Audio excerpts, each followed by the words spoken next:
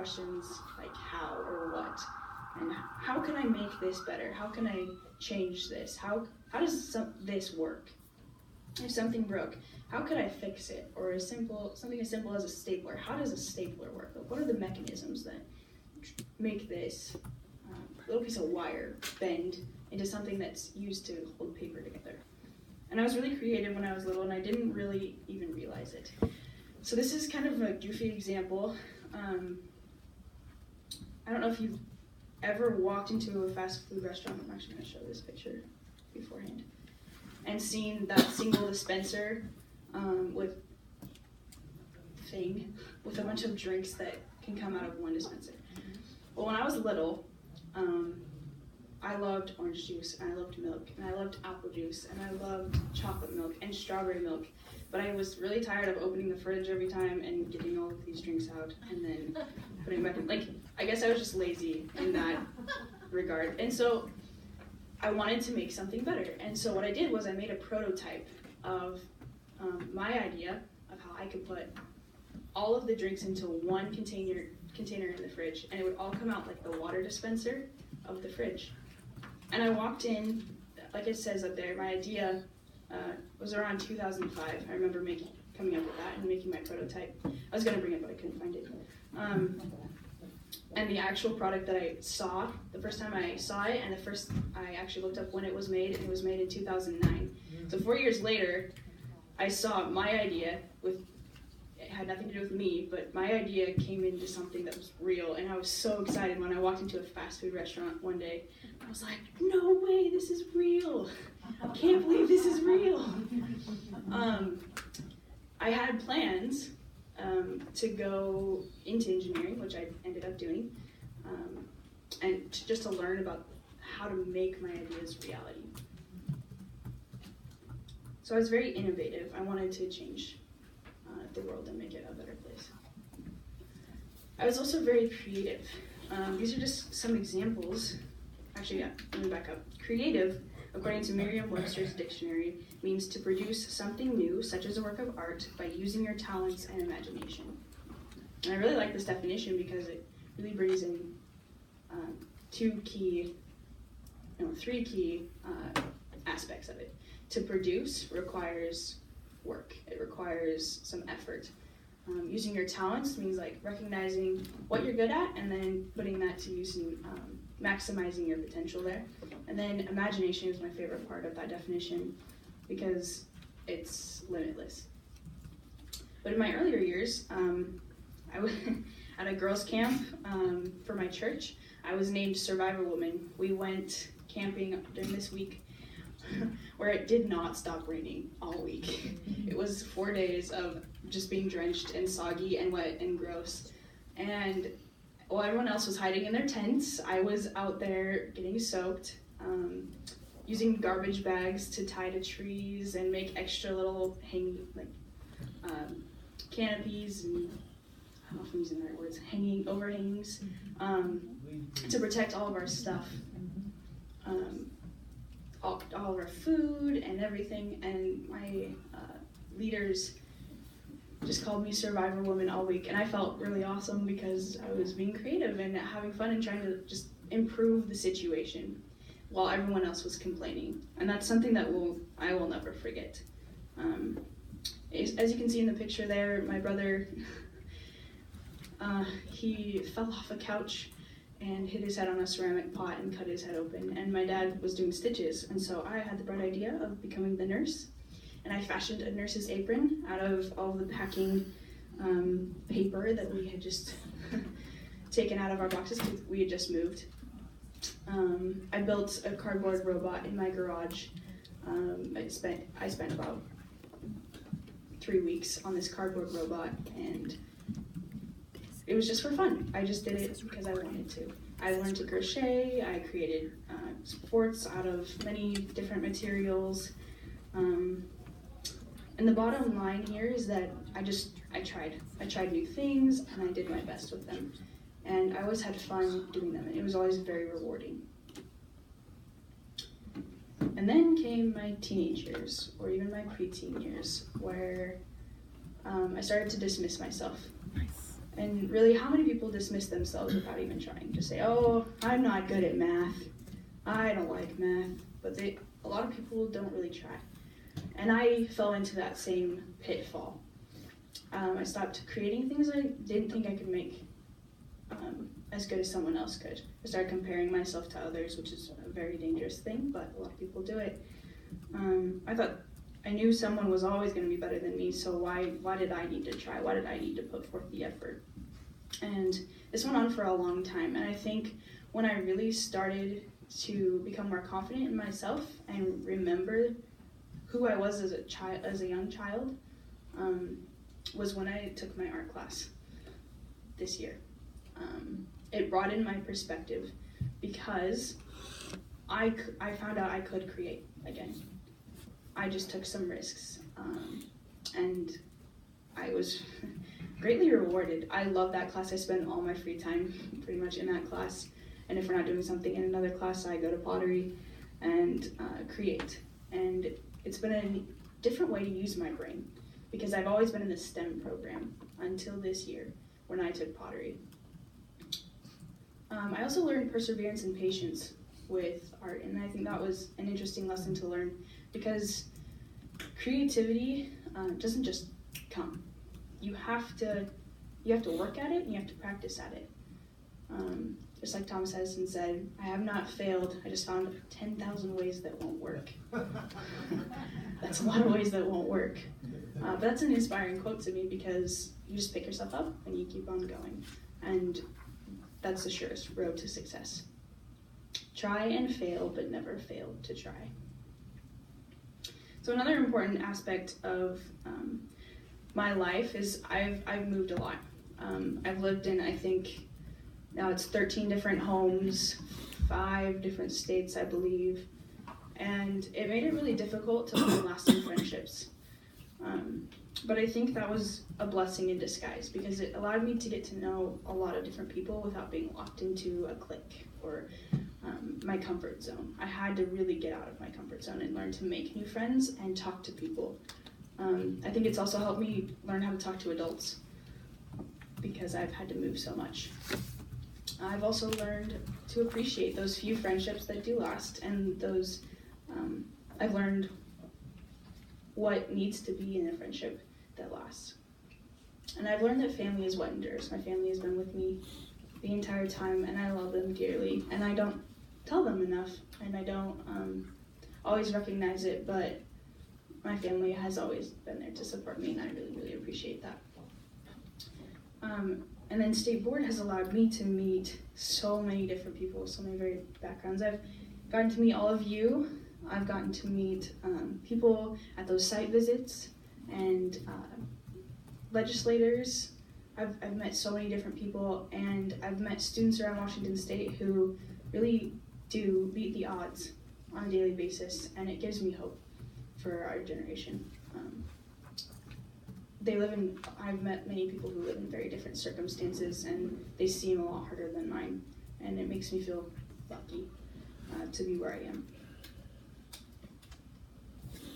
So my here and now, this is really just a reflection of where I think I'm at right now, and what I've learned about me as a person, and what I've learned about my life and where I want to be in the future.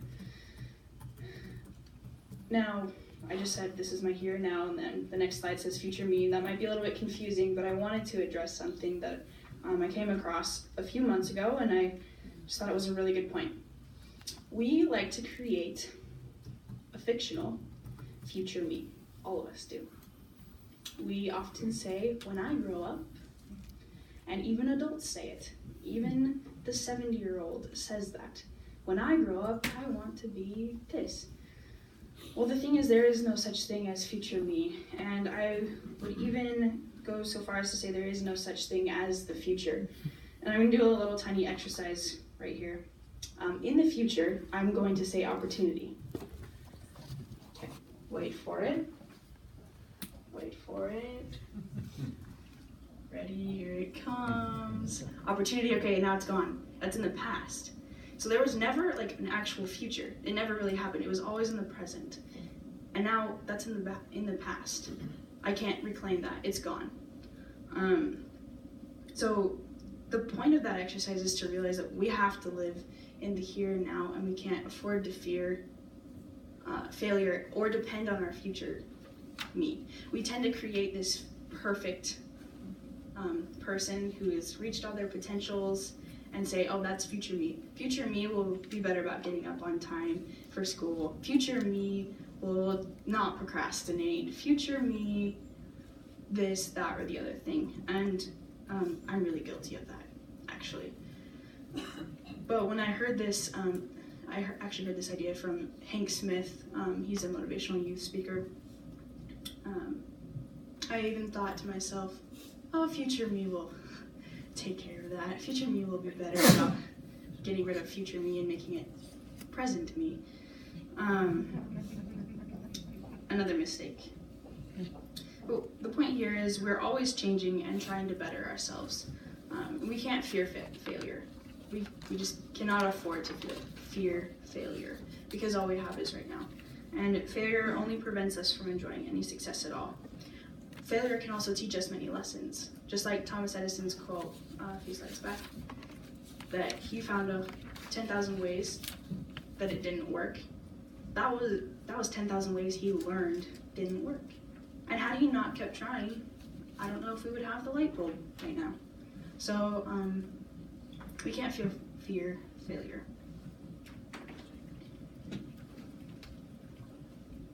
All right. So this is I'll just address the pictures really fast. This is my friend Casey. We were at a service project, and I don't know how well you can see that picture because I can't see it very well from here. But if you can see the dirt in the background at the bottom, is this the pointer? Yes. That used to be weeds, just all weeds, knee-high, and we were clearing out someone's garden for them. That was one of the best service experiences I've ever had, because we got down and dirty and we just worked. We just put ourselves into that service. And then the second picture is just some of my favorite pottery pieces that I've made so far. And hopefully you can tell that I'm really loving that class. So I'm finding through all of my experiences that I value service, and I value those people that I'm serving, because the most important connections we can have are with people. The most important connection is not with our phone, even though some of us may have a heart attack when we can't find it next to us. Our most important connections are with people. If you think about it, if all of our technology was gone, if we were completely out of money, if we didn't have any sort of material possession, the last thing that we would have is people. And I think serving them is the greatest fulfillment that I can ever get. I love inspiring desire, passion, goodness, drive, and change in other people, and seeing that in other people because it's motivating and it's powerful. I think that's one of my favorite experiences on this board, is seeing the passion in other students and the passion that the teachers can give to students, and the empowerment that comes from that. Relationships with people are really what you're able to take with you. When all else fails, you have the people around you that you know. And the biggest, not the biggest, but one of the biggest parts of my life and values that I hold dear is to serve selflessly, because I believe that we're all given different gifts. We're all given different talents, and we all have those so that we can share them with others and we can bless the lives of others. Losing yourself in service is the best way to find yourself. So another thing that I'm finding I value is creativity. Like I said earlier in the presentation, it implies doing something that challenges you. It implies hard work, perseverance, imagination. And I really love this quote at the bottom: "The master has failed more times than the beginner has even tried." All right, the unknown, otherwise known as the future, but I like to call it the unknown because I definitely have a tentative life plan and I have a few backups. but life likes to throw its curveballs every now and then, so I try to keep my plan fairly flexible so I can roll with the punches. So my next step is college. I will be attending BYU Provo, as I think everyone knows, and I had an awesome spring break surprise. And I hope no one really previewed this slide because this is something I've been really excited to tell you guys. So I have a job waiting for me at BYU right now. I went down to Utah for spring break to visit my grandparents and my aunt and uncle, and to visit BYU. And we were at this family dinner, and my uncle comes up to me. He works at BYU, and he said, "Do you want a job?" I'm like, I would never turn that down. Yes, please. And so he told me to just bring my resume the next day to BYU, and he had an interview waiting for me. I interviewed, and the thing I'm most excited about is it's really similar to state, what we're doing on the state board. It's just at the college level. We collect data about that program that I will be a part of collects data about its education system and uses it to improve its programs, just like we do. It helps students get through their schooling to be able to be successful in their goals after school or college, so just like we do. And I'll be working with the Educator Preparation Program, so specifically with teachers, future teachers, and accreditate it's an accreditation unit for educator preparation at BYU. It's a hard mouthful. So I'm super excited, and I think that this opportunity as a state board member definitely led me to that.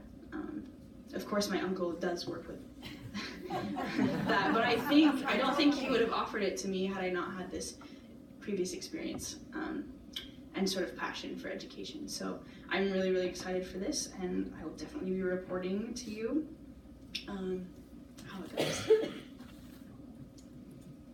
I don't have any idea what I want my career to be, or what line of study I really want to go for, but I've found a few key elements of a career that I would like to have in the future. It definitely needs to be something I love doing and that I'm passionate about. It needs to involve people, and I think that's something that's kind of scared me a little bit away from engineering, but as I've researched a little bit more, there are definitely jobs or careers that involve people.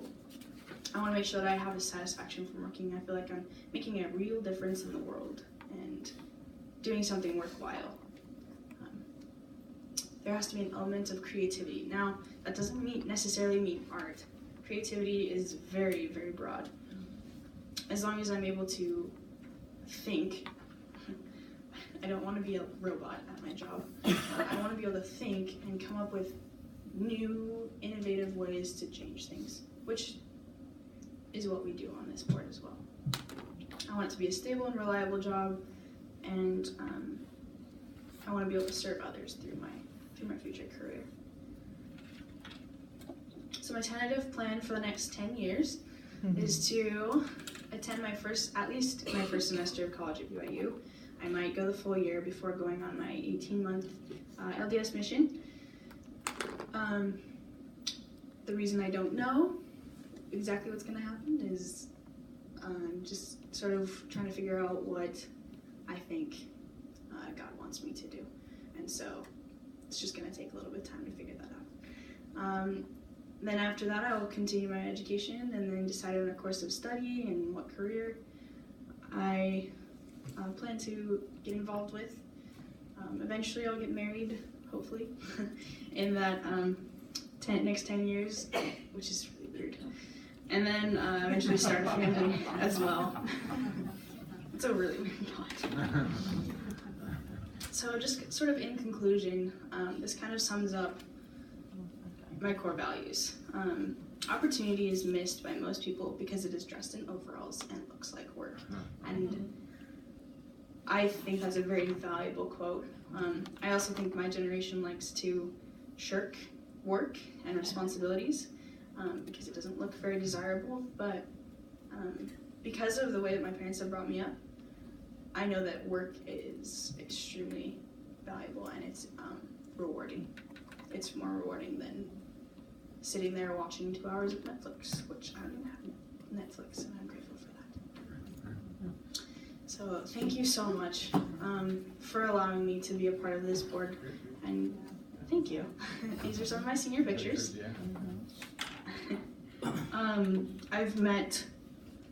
I'm so grateful to have met all of you. You're all a bunch of really cool adults who deeply care about kids, and I really, really appreciate that. I really appreciate being able to see another side of education,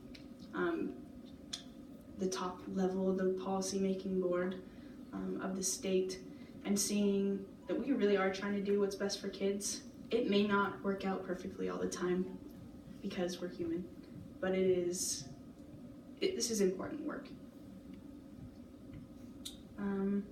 I've learned that school has done a lot of amazing things in people's lives across the state, and I didn't really see anything outside of Mount Spokane High School until I came here, and I really appreciate that perspective. I've gained a lot better appreciation for the school system, and though it isn't perfect, and I don't know that it ever will be, I've realized how grateful I am for it and for the opportunities that it's given me. The other representatives, like Baxter and Mara, have become some of my best friends, and it's weird that I think I've only seen you 10 times total, across the state, and I consider him one of my best friends, and same with Mara.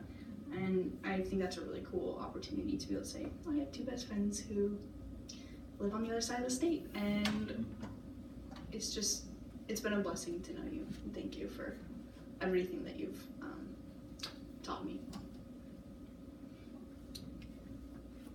So I have a really cute quote from Winnie the Pooh just to close. It says, "How lucky I am to have something that makes saying goodbye so hard." And I'm really gonna miss it coming to these board meetings. So thank you.